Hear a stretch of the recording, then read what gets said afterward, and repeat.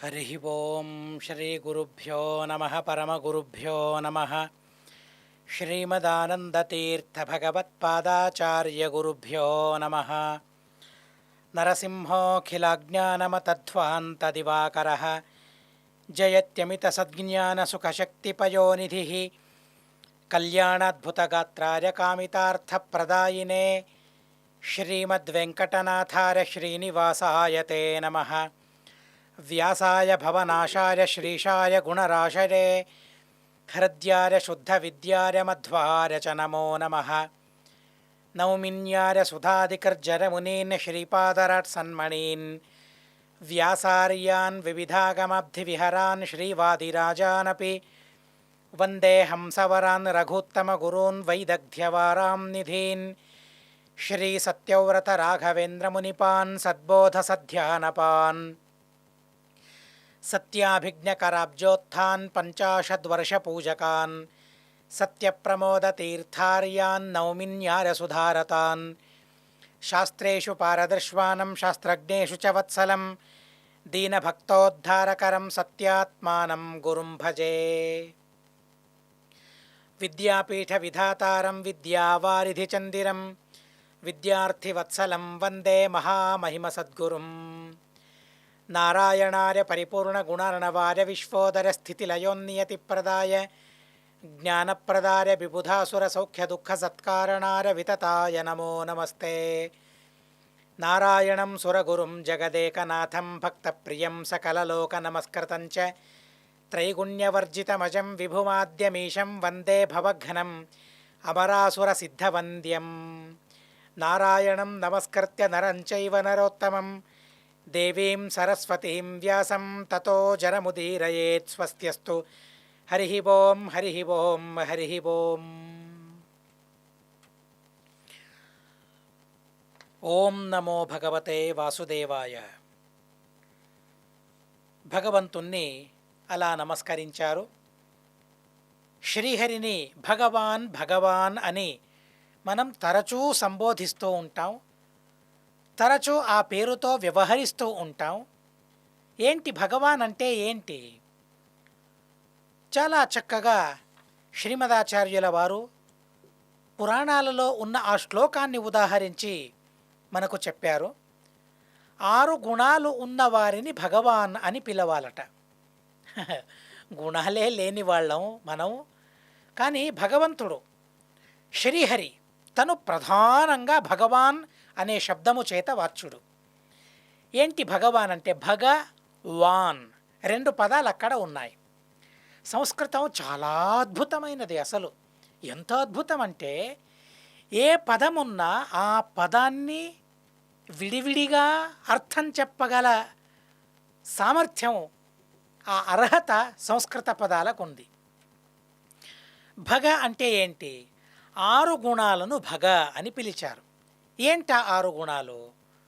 ఐశ్వర్యస్య సమగ్రస్య వీర్యస్య యశస్శ్రియః జ్ఞానవైరాగ్యయోశ్చైవ షణ్ణాం భగ ఇతీరణ అని ఆ భగ అనే పదానికి అర్థం చెప్పే శ్లోకం ఇది. జాగ్రత్తగా దాన్ని అర్థం చేసుకోవాలి. ఐశ్వర్యస్య, ఐశ్వర్యం అనే ఒక గుణం. సమగ్రస్య అని ఆ ముందుంది. ఆ సమగ్రస్య అనేది ఏదైతే ఉందో అది విశేషణం. అది అంటే సమగ్రస్య ఐశ్వర్యస్య, భగవంతుని ఐశ్వర్యం ఎలాంటిది, విష్ణువు యొక్క ఐశ్వర్యం ఎలాంటిది, నారాయణుని ఐశ్వర్యం ఎలాంటిదంటే సమగ్రమైనది. ఇక అంతకన్నా అధికమైన దానికి సమానమైన ఐశ్వర్యం మరెవ్వరికీ లేదు, అసలు ఎవ్వరికీ లేదు. అలా సమగ్రమైన ఐశ్వర్యం భగవంతునికి ఉంది, నారాయణునికి ఉంది. ఐశ్వర్యం, సమగ్రమైన ఐశ్వర్యం ఒక గుణం. అలాగే సమగ్రమైన వీర్యం 2వ గుణం, సమగ్రమైన యశస్సు 3వ గుణం, సమగ్రమైన శ్రీ సంపద 4వ గుణం, సమగ్రమైన జ్ఞానం 5వ గుణం, సమగ్రమైన వైరాగ్యం 6వ గుణం. ఇలా ఐశ్వర్యం, వీర్యం, యశస్సు, శ్రీ, జ్ఞానం, వైరాగ్యం ఇవన్నీ ఎలా ఉండాలి? సమగ్రంగా ఉండాలి. ఎవరిలో సమగ్రంగా ఈ 6 గుణాలు ఉన్నాయో తనే భగవాన్ శబ్దవాచ్యుడు. మనం ఋషులను కూడా భగవాన్ అని అక్కడక్కడ పిలుస్తూ ఉంటారు. ఎందుకని వారిని భగవాన్ అని పిలుస్తారు అంటే, వారిలో కూడా ఈ గుణాలున్నాయి. కానీ వారి యోగ్యతకు, వారి అర్హతకు అనుగుణంగా ఈ గుణాలున్నాయి. భగవద్దత్తమైన గుణాలు ఇవన్నీ కూడా వారికి. లక్ష్మీదేవిని భగవతి అని పిలుస్తారు. ఎందుకని అంటే, ఆ లక్ష్మీదేవికి కూడా ఈ 6 గుణాలు ఉన్నాయి. ఎలా ఉన్నాయి? భగవంతునికి ఎలా ఉన్నాయో అలా లేవు. మళ్ళీ భగవంతునికి స్వతంత్రంగా ఈ 6 గుణాలున్నాయి. కానీ లక్ష్మీదేవి భగవంతుని అనుగ్రహం వల్ల నిత్యము ఈ 6 గుణాలను సంపాదించుకొని ఉంది. కనుక భగవంతుని అంటే విష్ణువు తరువాత లక్ష్మిని భగవతి అని పిలిచారు. ఆ తరువాత మిగిలిన వారందరికీ వారి వారి అర్హత, వారి వారి యోగ్యతకు అనుగుణంగా ఈ 6 గుణాలు ఉన్నందువలన వారినందరినీ కూడా భగవాన్ అని వ్యవహరిస్తారు. ఈ విషయాన్ని మనం స్పష్టంగా తెలుసుకోవాలి. ఇక్కడ మరో ప్రమేయాన్ని మనం అర్థం చేసుకోవాలి, స్పష్టం చేసుకోవాలి. కొన్ని చోట్ల జ్ఞాన విజ్ఞానయోశ్చైవ అనే పాఠం ఉంది. 6 గుణాలలో ఐశ్వర్యం, వీర్యం, యశస్సు, శ్రీ, జ్ఞానం, విజ్ఞానం 6 గుణాలు అని కొన్ని చోట్ల చెప్పబడింది. కొందరలా చెబుతారు. ఏది సరి అయినది? ఏదైనా ఒకటి ఉండాలి కదండి. 2 ఉండడం ఎలా సాధ్యమవుతుంది? విజ్ఞానమా లేక వైరాగ్యమా? జ్ఞానం ఉన్న తరువాత విజ్ఞానం ఉండి తీరాలి. విజ్ఞానం విశిష్టమైన జ్ఞానం అది. కనుక విజ్ఞానం అనే గుణమే ఉండాల్సింది, వైరాగ్యం కాదు అని కొందరు వాదించే సంభవం ఉంటుంది కొందరికి. కానీ టీకాకృత్పాదుల వారు మాత్రం వారి ఆరాధనను మనం జరుపుకుంటూ ఉన్నాం. మధ్యారాధన మహోత్సవాన్ని జరుపుకుంటూ ఉన్నాం.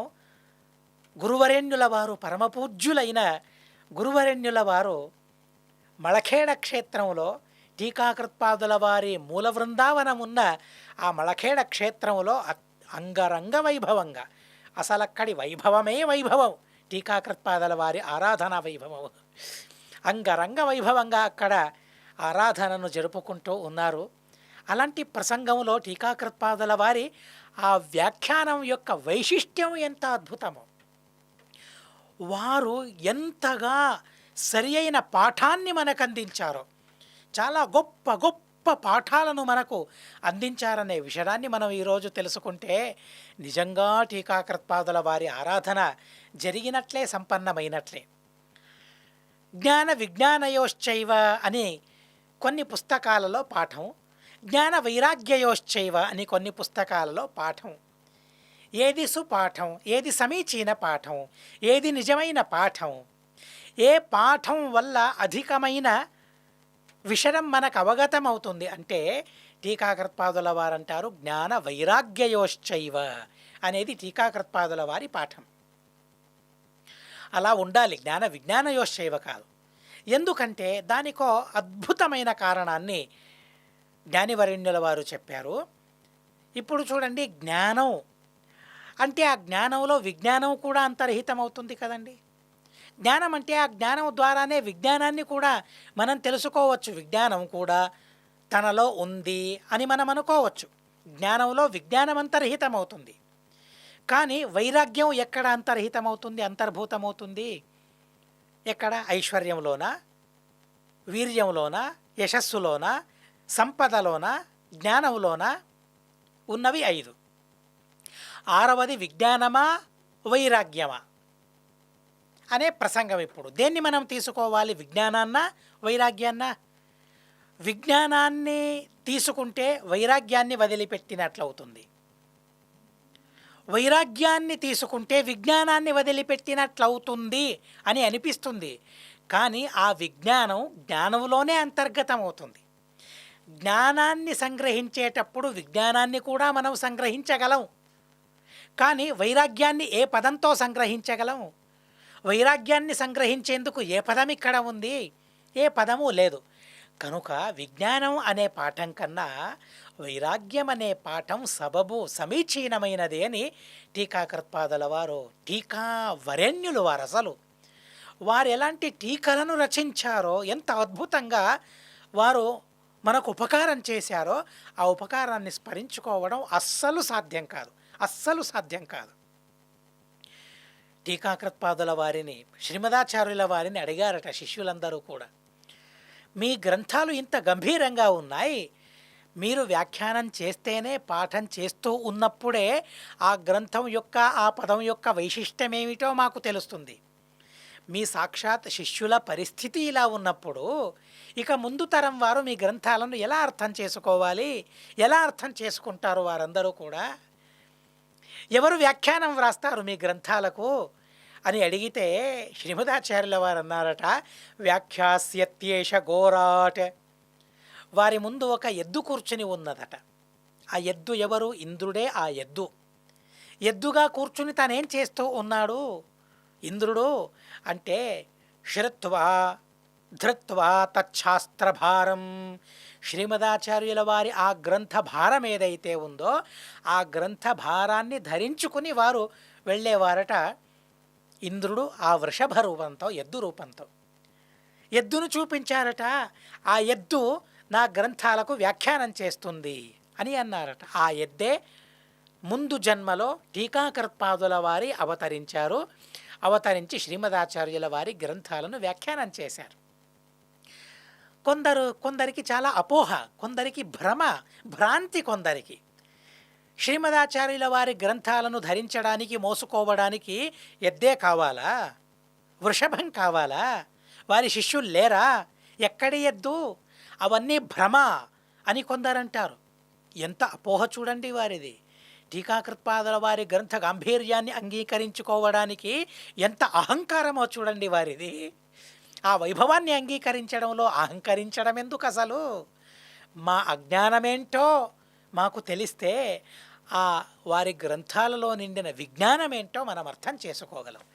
కనుక ఈ గాథలు ఎవరో చెప్పిన గాథలు, లేనిపోని గాథలను కల్పించి సృష్టించి చెప్పారని మా మాధ్యులే చెబుతూ ఉన్నారు. మా దౌర్భాగ్యం. అలాంటి మాటలను వినే ప్రసంగం కలగడం మా దౌర్భాగ్యం. సరే, ఆ విషయం వదిలేద్దాం.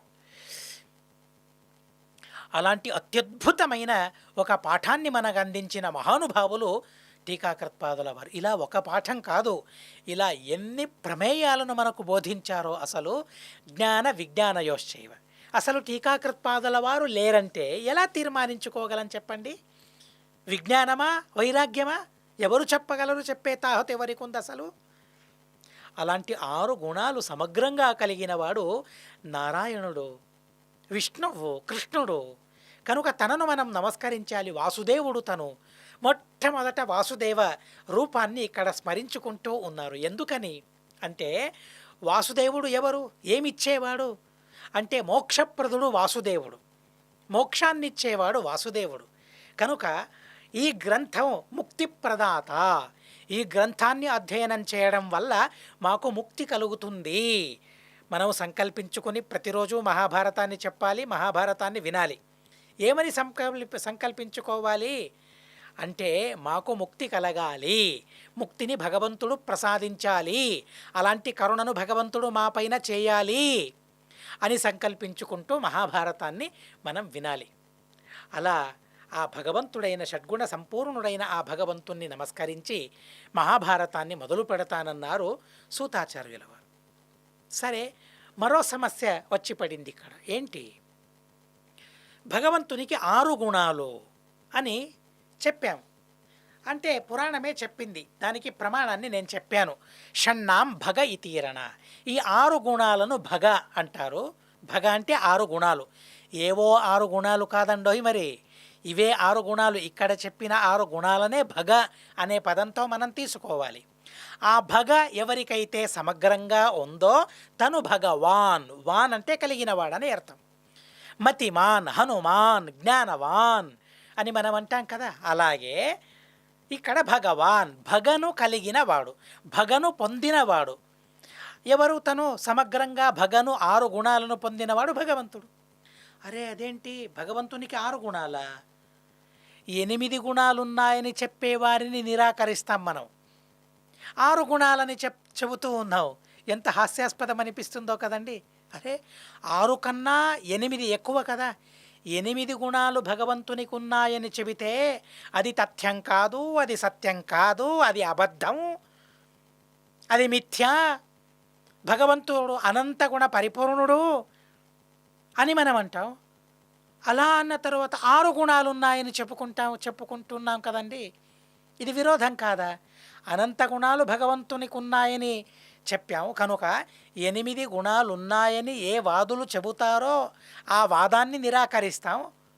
ఆ 8 కన్నా తక్కువైన 6 గుణాలు విష్ణువునిలో నారాయణునిలో ఉన్నాయని చెబుతూ ఉన్నాం. విరోధం కాదా ఇది? అంటే మళ్ళీ శ్రీమదాచార్యుల వారు, టీకాకృత్పాదుల వారు చాలా అద్భుతంగా దాన్ని వివరించారు. 6 గుణాలంటే ఈ 6 గుణాలు భగవంతునిలో ఉన్నాయని కాదు.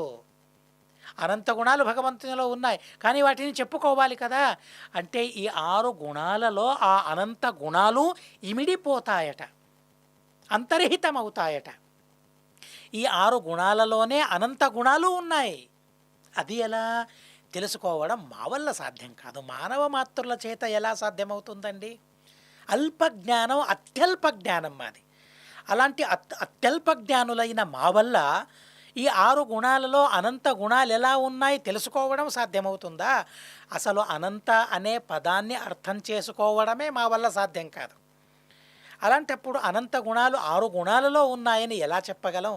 ఎలా అర్థం చేసుకోగలం? ఎలా దాన్ని అనుభవించగలం? అనుభవించే తాహతు మాకు లేదు. అయినా కూడా వేదం చెప్పింది, పురాణం చెప్పింది, మహాభారతం చెబుతుంది కాబట్టి దాన్ని విని తీరాలి. కొన్ని అర్థం కావు, అర్థం చేసుకోవాలి అంతే. అర్థం కాకపోయినా నమ్మి తీరాలి కొన్ని విషయాలను. ఎందుకంటే ప్రామాణికమైనవి కాబట్టి వాటిని నమ్మి తీరాలి. ఎన్నో అలాంటి విషయాలు ఉన్నాయి, 1 కాదు 2 కాదు. నేను నాకు అర్థమయ్యానా? ఒకసారి ఆలోచించండి, ఆలోచిద్దాం. నేను కూడా, మీరు కూడా. నేను ఆలోచిస్తాను, మీరు ఆలోచించండి. నేనెవరు? నాకున్న సామర్థ్యం ఏంటి? ఎంత జ్ఞానాన్ని నేను సంపాదించుకోగలను? నా సామర్థ్యం నేను అందాజు వేసుకోగలను. నేనెవరు నాకు తెలుసా? అసలు తెలియదే. నేనెవరు నాకు తెలియదు అంటే నేను లేను అని చెప్పాలా? తెలియదు కదా, నేనేంటో నాకు తెలియదు కదా. తెలియనప్పుడు నేనున్నాను అని ఎలా చెప్పగలను? అలాగే కొన్ని నేను ఏదో అర్థమయ్యా, నేను ఇలాంటి వాడిని, ఈ సామర్థ్యం నాలో ఉంది. నాలో ఉన్న సామర్థ్యం ఏంటో దాన్ని తెలుసుకునే యోగ్యత నాకు లేదు, అయినా కూడా నేనున్నాను అని నేనంటాను. అలాగే ఈ 6 గుణాలలో అనంత గుణాలు ఇమిడి ఉన్నాయి, అనంత గుణాలు ఉన్నాయి అనే విషయం ఏదైతే ఉందో ఈ విషయం శాస్త్రం ప్రతిపాదించింది గనుక, శాస్త్రం అబద్ధం చెప్పదు గనుక దాన్ని నమ్మి తీరాలి, నమ్మాలి. దానివల్ల లాభం ఉంది గనుక, మంచి జరుగుతుంది గనుక, భగవంతుణ్ణి అద్భుతంగా మనం తెలుసుకోగలం గనక మనం తెలుసుకోవాలి, అంతే. ఇప్పుడు 1వ తరగతి చదవనివాడు, 1వ తరగతి చదవనివాడు తనకు ఐఏఎస్ చదువులు అంటే ఏంటో తెలుసా? తను ఐఏఎస్ అధికారి, లేక తను డబుల్ గ్రాడ్యుయేట్, ఎంత చాలా గొప్పగా చదివాడు. ఎలా నమ్మగలడండి? తను నమ్మగలడా? కానీ అది అబద్ధమా? అబద్ధం కాదు, అబద్ధం కాదు నిజమే, కానీ నమ్మి తీరాలి. అలాంటి విచిత్రమైనది అది. అలాగే ప్రస్తుతం కూడా 6 గుణాలలో అనంత గుణాలున్నాయి. ఎలా చూపెట్టమంటే చూపెట్టే సామర్థ్యం మాకుందా? లేదే. నాకు దుఃఖం కలుగుతూ ఉంది, చూపెట్టగలనా? కన్నీళ్లను చూసినంత మాత్రాన అది దుఃఖం అంటే ఎలా? కన్నీళ్లే దుఃఖమా? కాదు. సంతోషం కలిగినప్పుడు కూడా కన్నీళ్ళు వస్తాయి. కన్నీళ్ళు దుఃఖం అంటే సంతోషం కలిగినప్పుడు కన్నీళ్ళు వస్తాయి. ఏది దుఃఖం, ఏది సుఖం ఎలా పసిగట్టగలమా? లేదే. ఎదురుగా ఉన్నవారు కన్నీళ్లను చూసి ఏమనుకుంటారు? తనకు దుఃఖం కలుగుతూ ఉంది అని అనుకుంటారంటే దుఃఖం, ఆ దుఃఖం యొక్క మోతాదు ఎక్కువగా ఉంటుంది, దుఃఖం ఎక్కువ మోతాదులో ఉంటుంది. కాబట్టి ఎవరైనా కన్నీళ్లు వేస్తే ఎందుకని ఏడుస్తూ ఉన్నావు అని అంటారు. సుఖం కలిగినప్పుడు కూడా కన్నీళ్ళు వస్తాయని తనకు తెలుసు, అయినా కూడా కన్నీళ్ళొచ్చేంత సుఖం మాకెప్పుడు కలిగిందని కనుక వారికి విశ్వాసం కుదరదు. కన్నీళ్ళంటే దుఃఖం అనుకుంటారు. ఎందుకని?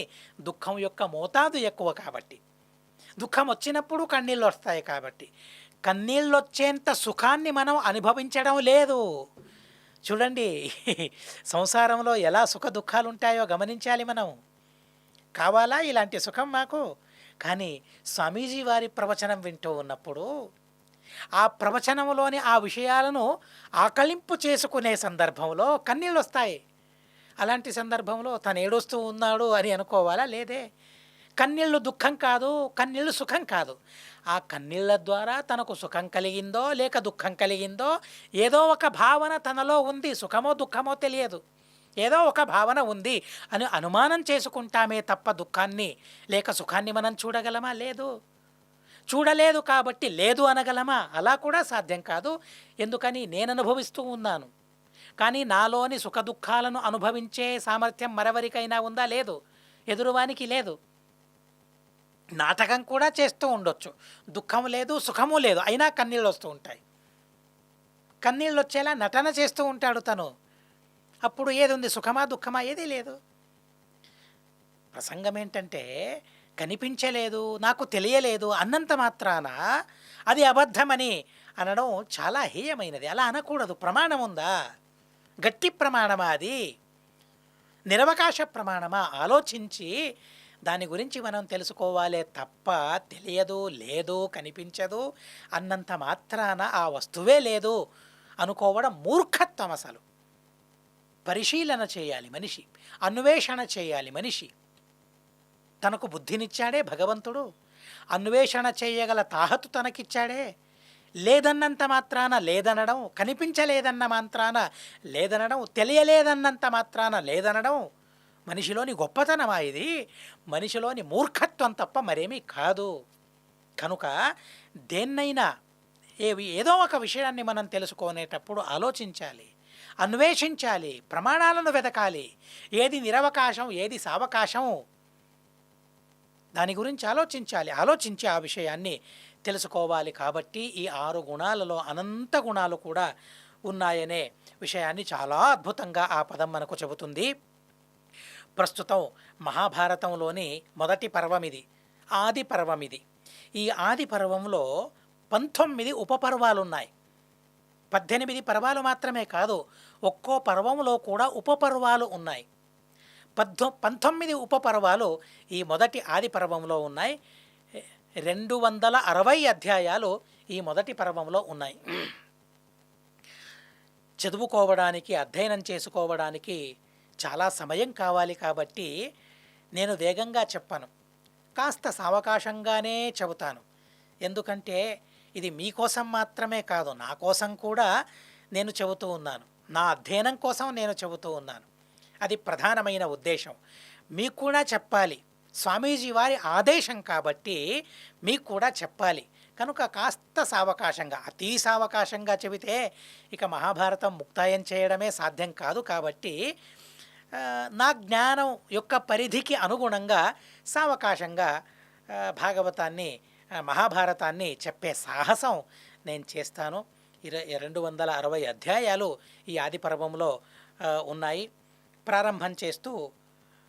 ప్రారంభంలో ఋషులు సూతాచార్యుల వాని ప్రశ్నిస్తూ ఉన్నారు. ద్వైపాయనేన యత్ప్రోక్తం పురాణం పరమర్షిణ సురై బ్రహ్మర్షిభిశ్చైవ శ్రుత్వా యదభిపూజితం. వేదవ్యాసదేవుల వారు వారి ఆదేశంతో వైశంపాయనాచార్యుల వారు మహాభారతాన్ని జనమేజయరాజుకు వివరించి చెబుతూ ఉండగా ఋషులు మునులందరూ విన్నారు. భగవంతుని వేదవ్యాసదేవుడు కూడా ప్రవచనం చేస్తూ ఉండగా బ్రహ్మాది దేవతలు విన్నారు. వారు మహాభారతాన్ని ఎలా పూజించుకున్నారు, ఎలా అభిపూజితమైనది మహాభారతం, దాని గురించి మీరు చెప్పాలి.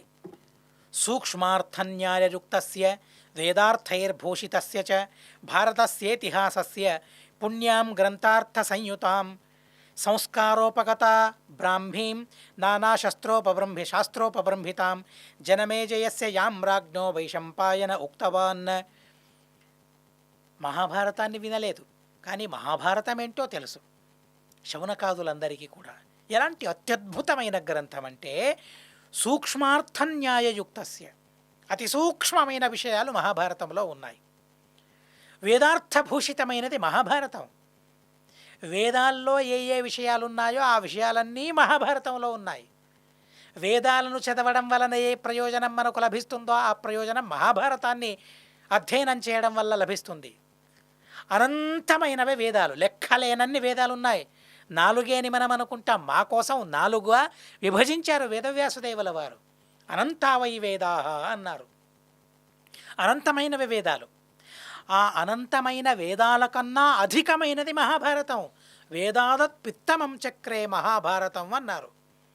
వేదం కన్నా ఉత్తమమైనది, అనంత వేదాల కన్నా అధికమైనది. అందులోనూ కూడా కొందరు చెబుతారు ఏదో ఒక వేదంతో ఉత్తమమైనది మహాభారతం అని కొందరి వాదన. అంటే అది ఋగ్వేదం కావచ్చు, యజుర్వేదం కావచ్చు, సామవేదం కావచ్చు, అథర్వవేదం కావచ్చు, ఏదో ఒక వేదం కన్నా ఉత్తమమైనది మహాభారతం అని కొందరు చెబుతారు. అలా కాదండోయ్, మరి అనంతమైన వేదాల కన్నా అధికమైనది మహాభారతం. చూడండి, ఇవన్నీ ప్రశ్నలు సమాధానాలుగా మీరు చెప్పుకోవాలి. మహాభారతం ఏ వేదం కన్నా అధికమైనది అని ప్రశ్నిస్తే ఏదో ఋగ్వేదం కన్నా, యజుర్వేదం కన్నా, సామవేదం కన్నా, అథర్వవేదం కన్నా అధికమైనది అని చెప్పకూడదు. వేదాలు అనంతాలు, అనంతమైన వేదాల కన్నా అధికమైనది మహాభారతం అని ఇదే నిజమైన సమాధానం. అలాంటి అత్యద్భుతమైన మహాభారతాన్ని వేదవ్యాసదేవుల వారు దేవతలకు చెప్పారు. వైశంపాయనుల వారు జనమేజయునికి, ఎందరో ఋషులకు కూడా వైశంపాయనుల వారు చెప్పారు. కనుక ఆ గాథను వినాలనే కోరిక మాది. ఎలాంటి కోరిక అంటే ఒక్క క్షణం కూడా వ్యర్థం చేయడం మాకిష్టం లేదు, క్షణకాలం కూడా వ్యర్థం చేయడం మాకిష్టం లేదు. కనుక ఆ పుణ్యప్రదమైన పుణ్యం పాపభయాపహాం. చూడండి, మహాభారతాన్ని వినడం వల్ల ఏం జరుగుతుంది? పుణ్య సంపాదనార్థం. వ్రాసుకోండి, ఇవన్నీ అప్పుడప్పుడు వచ్చినప్పుడు నేను చెబుతాను. ఎందుకని మహాభారతాన్ని వినాలి? సంకల్పంలో ఒక్కో విషయాన్ని మనం యాడ్ చేసుకుంటూ వెళ్ళాలి. ఒక్కో సంకల్పాన్ని, మహాభారతాన్ని ఎందుకు వినాలి? పుణ్య సంపాదనార్థం మహాభారత కావ్యశ్రవణాఖ్యం కర్మ కరిష్యే సంకల్పం చేసుకోవాలి. అలాగే పాప భయాపహార్థం, పాప భయ నివారణార్థం. ఎన్నో భయాలున్నాయి, కానీ అన్ని భయాల కన్నా గొప్ప భయం ఏంటి అంటే పాప భయం. కానీ విచిత్రం ఏంటంటే ఆ పాప భయమే మాకు లేదు, పాప భీతి లేదు మాకు. విచ్చలవిడిగా పాపాలను చేస్తూ ఉంటాం. తల్లిదండ్రుల్ని తిట్టడం, గురువుల్ని నిందించడం, గురువుల నిందను వినడం, టీకాకృత్పాదుల వారి మూల వృందావనం మళఖేడలో లేదు అని చెప్పడం, రఘువర్య తీర్థుల వృందావనాన్ని టీకాకృత్పాదుల వారి వృందావనం అనడం, ఇవన్నీ పాపాలే. ఈ విషయంలో అసలు సందేహం లేదు, సందేహించకూడదు. ఎన్ని పాపాలని! కానీ పాపం వల్ల భయం ఉందా? ఉండి తీరాలి. పాపం వల్ల భయం ఉండాలి, కానీ భీతి లేదు, భయం లేదు. విచ్చలవిడిగా పాపాలను మనం చేస్తూ ఉన్నాం, ఇక ముందు కూడా చేస్తాం. ఎన్ని విన్నా, ఎన్నిసార్లు మనం అనుకున్నా పాపం చేయడం మాత్రం విడిచిపెట్టే ప్రసక్తి అసలు లేదు. అయినా కూడా ఏదో కాస్తో కూస్తో భక్తి మాలో ఉంది కాబట్టి సర్వోత్తముడైన భగవంతుడు కరుణిస్తాడు. కనుక అలాంటి అత్యద్భుతమైన గ్రంథం, పాప భయాన్ని పరిహరించే గ్రంథం మహాభారతం. అలాంటి మహాభారతాన్ని మీరు చెప్పాలి, వినడానికి మేము సిద్ధమయ్యాము అని చాలా అద్భుతంగా మహానుభావులైన ఆ ఋషి వరేణ్యుల వారు చెబుతూ ఉన్నారు. పాప భీతి ఉండాలండి, పాప భయం ఉండి తీరాలి మనిషికి. ఏ పాపము లేదు, పుణ్యం లేదు అని అంటూ ఉంటారు. టీకాకృత్పాదుల వారు విష్ణుతత్వ నిర్ణయంలో చెబుతారు, అసలు పాప భీతి వల్ల కదా ఉపకారం చేయడానికి సిద్ధమవుతారు. పాప భయమే లేదంటే ఒకసారి ఆలోచించండి. పాప భయం లేదు. తండ్రిని తిడితే పాపం లేదు, తల్లిని నిందిస్తే పాపం లేదు, ఎవరిని దోచుకున్నా పాపం లేదు, మానాపహారం చేసినా పాపం లేదు, అసలేం చేసినా పాపం లేదు. ఒక్కసారి ఆలోచిద్దాం, మనం కాస్త ఆలోచిద్దాం. అసలేం చేసినా పాపం లేదు. ఎలా ఉంటుంది ప్రపంచం? ఎలా ఉంటుందో ఆలోచించండి ఒక్కసారి. పాపమే లేదంటే ప్రపంచం ఎలా ఉంటుంది ఆలోచించండి.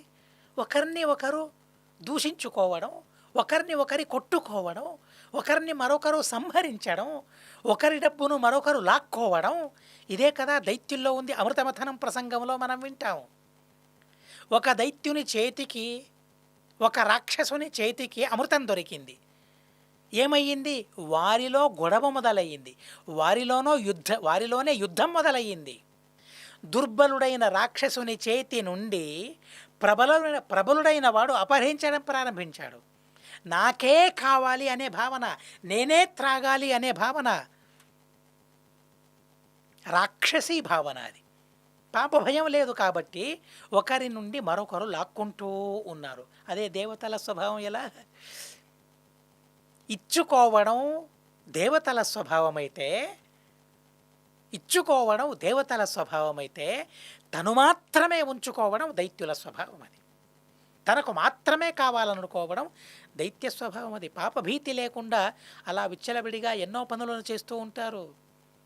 ప్రపంచం ఎంత ప్రపంచంలో ఎంత అల్లోల కల్లోలం సృష్టమవుతుందో ఆలోచించండి ఒక్కసారి. పాపం లేదంటే అదే పుణ్యం ఉంది. పాపం వల్ల భయం ఉన్నప్పుడు ఆడవాళ్లను ఎలా చూస్తారు? ఎలా చూడాలి? మాతృవత్పరదారాణి. మరో అమ్మాయిని, మరో స్త్రీని చూస్తూ ఉంటే అమ్మలా చూడాలట. మరో స్త్రీలో అమ్మ కనిపించాలట. ఎంత అద్భుతమైన భావనలో అసలు. కానీ పాపం లేదు. పరస్త్రీని అనుభవిస్తే ఇలాంటి పాపం, ఇలాంటి నరకం తనకు కలుగుతుంది. పాప భయం లేకుంటే ఏం జరిగేది అసలు? పాప భయం ఉన్నా కూడా ఇలాంటి కలియుగంలో ఎన్ని అఘోరాలు జరుగుతూ ఉన్నాయి, ఎన్ని అకార్యాలు జరుగుతూ ఉన్నాయి. ఇక అస్సలు పాపం లేదని చెబితే, పుణ్యమే లేదని చెబితే ప్రపంచం ఎలా ఉండేదో ఆలోచించండి అని టీకాకృత్పాదుల వారు చెబుతారు. ఉంది, పాపం ఉంది, పాప భయం ఉండి తీరాలి. అలాంటి పాప భయాన్ని పరిహరించే అత్యద్భుతమైన కావ్యం అది మహాభారతం. అలాంటి మహాభారతాన్ని సంహితాం శ్రోతుమిచ్చామహ, వినాలనే కుతూహలం మాలో ఉంది. కాబట్టి ఆ మహాభారతాన్ని చెప్పండి అని ఋషివరేణ్యులు ప్రార్థన చేసిన తరువాత సూతాచార్యుల వారు చెప్పడం ప్రారంభించారు. ఏమని చెప్పారు? చెప్పే ముందు ఎవరిని నమస్కరించారు? చెప్పే ముందు మాటలు ఎలా ఉన్నాయి? ఆ విషయాన్ని మళ్ళీ మనం రేపు తెలుసుకుందామని చెబుతూ అస్మద్గురువంతర్గత తాత్విక దేవత అంతర్గత భారతీయ రమణ ముఖ్య ప్రాణాంతర్గత శ్రీకృష్ణార్పణమస్తు. అక్షరం కర్మరస్మిన్ పరే స్వర్పితం ప్రక్షరం యాంతి దుఃఖాని యన్నామతః అక్షరోయో అజర సర్వదేవామృతః కుక్షిగం యస్య విశ్వం సదా జాదికం ప్రణరామో వాసుదేవం దేవతా మండలాఖండమండనం. హరి ఓం, హరి ఓం, హరి ఓం.